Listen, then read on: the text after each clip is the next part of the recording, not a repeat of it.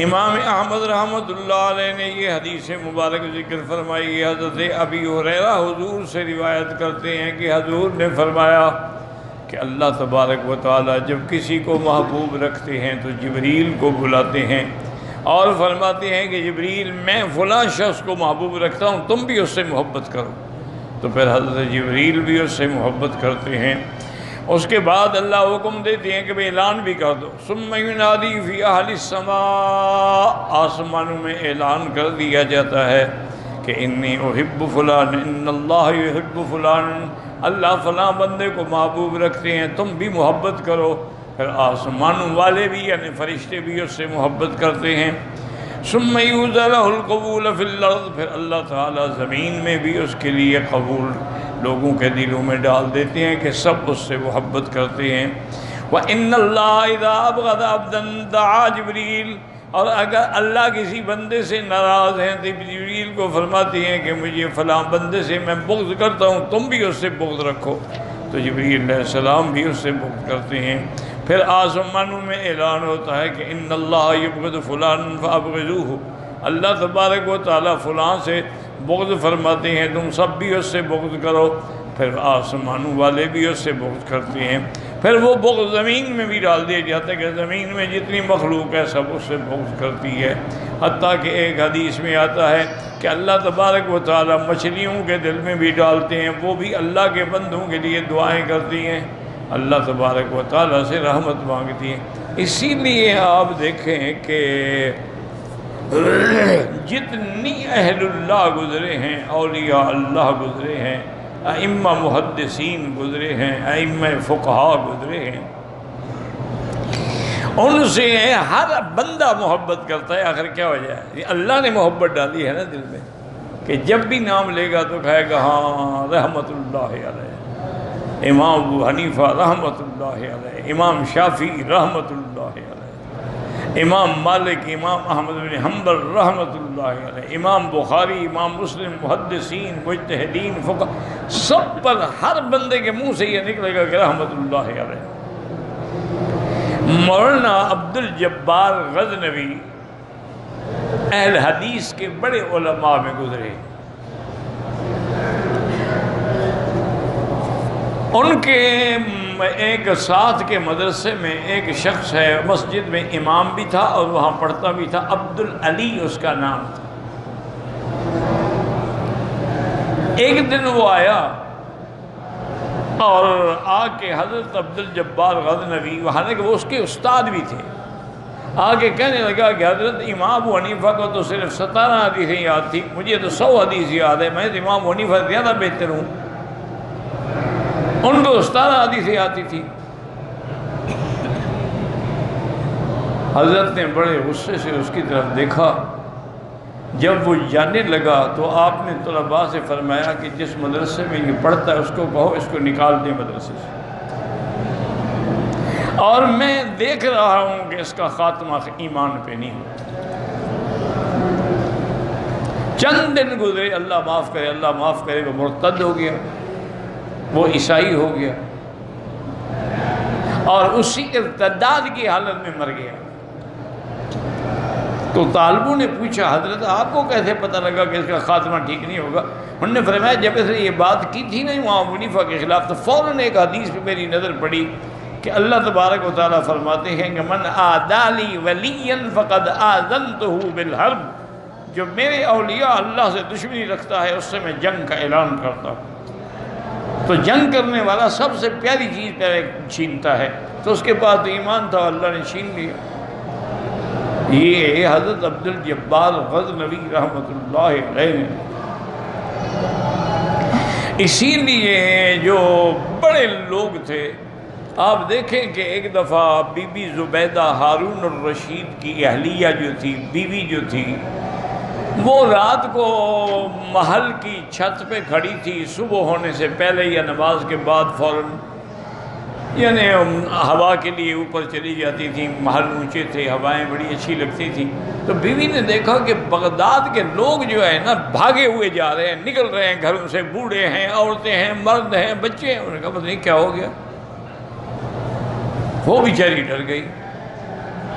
نیچے آئی تو ہارون الرشید سو گئے تھے، لیکن بیوی تھی، اس سے برداشت نہیں ہو سکا، اس نے ان کے بیڈ روم میں کمرہ خاص میں جا کے اٹھایا، ان کو جگایا، انہوں نے کہا تم سو رہے ہو اور بغاوت ہو گئی ہے آپ کے ملک میں، ساری مخلوق بغداد کو چھوڑ کے بھاگ رہی ہے۔ تو ہارون الرشید مسکرائے اور فرمایا زبیدہ میں اتنا بے خبر بادشاہ نہیں ہوں کہ مجھے اپنے ملک کا پتہ نہ ہو، یہ بغاوت نہیں ہے، امام ابو یوسف آ رہے ہیں، لوگ استقبال کے لیے جا رہے ہیں۔ تو بی بی کے منہ سے بھی نکلا، اس نے کہا ہارون پھر اس ملک کا بادشاہ بھی ابو یوسف ہے، تم نہیں ہو، تمہارے استقبال کے لیے تو سپاہی پکڑ پکڑ کے لاتے ہیں نا، تو اصل بادشاہ تو وہ ہے جس کی دلوں پہ حکومت ہے کہ لوگ خود بخود بھاگ کے اس کے استقبال کے لیے جا رہے ہیں۔ امام احمد بن حنبل رحمۃ اللہ علیہ کا جب جنازہ اٹھا ہے، اس کے جنازے کو دیکھ کر 80,000 غیر مسلم جو تھے انہوں نے بھی کلمہ پڑھ لیا۔ انہوں نے کہا اتنی اللہ کی مخلوق اس بندے کے لیے دعا کر رہی ہے، تو معنی یہ ہے کہ یہ مذہب حق ہے اور یہ صحیح لوگ ہیں، یعنی جنازے کو دیکھ کے لوگ مسلمان ہو گئے۔ تو اس لیے ہمیشہ یاد رکھیں، اچھا کتنے بادشاہ مر گئے آج کوئی جانتا ہے؟ کتنے بڑے بڑے خان اور بڑے بڑے وڈیرے اور بڑے بڑے چودھری اور بڑے بڑے پنے خان مر گئے، کوئی کو پتہ ہی نہیں، اور کتنے بڑے دولت مند فرعون، ہارون، قارون اور شداد مر گئے، سب کہتے ہیں لعنت اللہ علیہ۔ وجہ کیا ہے آخر؟ لیکن ان کا جب نام آتا ہے سب کہتے ہیں رحمت اللہ علیہ۔ اب دیکھیں نا، کوئی بندہ عام جاہل بھی ہو نا، اس کو حضرت حسین تو کہے گا رضی اللہ عنہ، بلکہ بات تو علیہ السلام بھی کہہ دیتی ہے، حالانکہ وہ پیغمبر کا لقب ہے، آپ نبی تو نہیں ہے نا، آپ کا بڑا شان ہے لیکن صحابی ہے۔ تو لیکن یزید کا نام ہے، چاہے نہ بھی جانتے ہوں گے یزید کون ہے، کہیں گے یزید پلید، یزید ملعون، یزید لعنتی۔ تو اس لیے یعنی یہ ایک اتفاق ہے کہ اللہ جب محبت ڈالتے ہیں تو سب کے دل میں محبت ہوتی ہے۔ ورنہ آپ نے دیکھا نا کیوں لوگ اولیاء اللہ کو جا کے ملتے ہیں، ان کے قدم پکڑتے ہیں، ان کے مجلسوں میں بیٹھتے ہیں، ان کے کوئی ہاتھ چوم رہا ہے، کوئی کپڑا چوم رہا ہے، کوئی وجہ کیا ہے؟ کتنے بڑے خان گزر جاتے ہیں عمرے والے، کسی کو چوما ہے آپ نے؟ اللہ تبارک و تعالی رحمت فرمائے۔ ہمارے ملک کے ایک تھے مخدوم الملک کا ان کو خطاب ملا تھا، بہت بڑے آدمی تھے، تو ہمارے اپنے ضلع کے تھے۔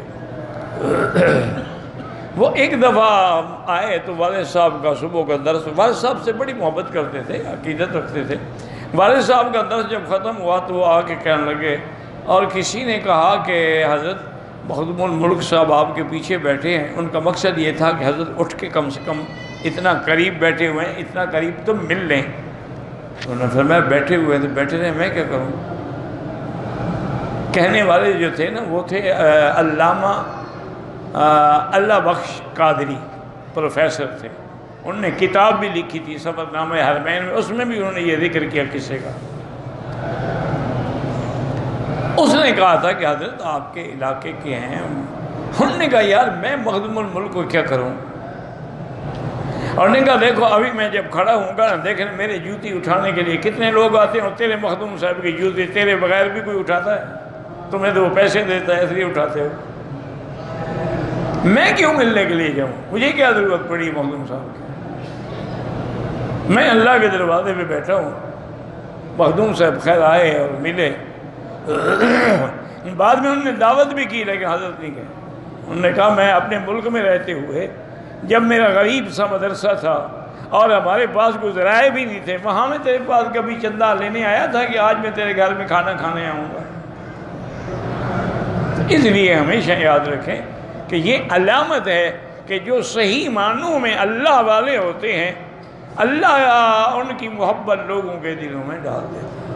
اب آپ دیکھ لیں، حضرت علی ہجویری ہیں، حضرت بہاؤ الدین زکریہ ہیں، حضرت فرید الدین شکر گنج رحمۃ اللہ علیہ ہیں، حضرت نظام الدین اولیاء ہیں، حضرت سری سکتی رحمۃ اللہ علیہ ہیں، کتنے بڑے بڑے لوگ گزر گئے لیکن آج بھی ان پر کروڑوں رحمتیں ہو رہی۔ اسی کو دیکھ رہے ہیں حافظ ابن کثیر رحمۃ اللہ علیہ کو، یعنی کون سا مدرسہ ہے اس دین کا جس میں ابن کثیر نہ پڑھی جاتی ہو، اور جب بھی پڑھی جائے گی سب کہیں گے رحمۃ اللہ علیہ۔ تو یہ قبول کی علامت ہے، قبول کی نشانی ہے کہ جس کو اللہ اپنا بنا دیتے ہیں نا اس کے بارے میں حکم دے دیتے ہیں، حتیٰ کہ مچھلیوں کو بھی حکم دے دیتے ہیں۔ اسی لیے جب حضرت یونس کو مچھلی کے پیٹ میں آپ نے حکم دیا تو ساتھ یہ بھی حکم دیا خبردار یونس میرا محبوب ہے، میرا نبی ہے، اس کو تکلیف نہیں دینی ہے، بس ہم امتحان میں آ گئے ہیں، اس کو اپنے پیٹ میں رکھو، سیر سیر کراؤ، گھماؤ پھراؤ، لیکن تکلیف نہیں دینی۔ من مكة حبيبي نور سطع المدينة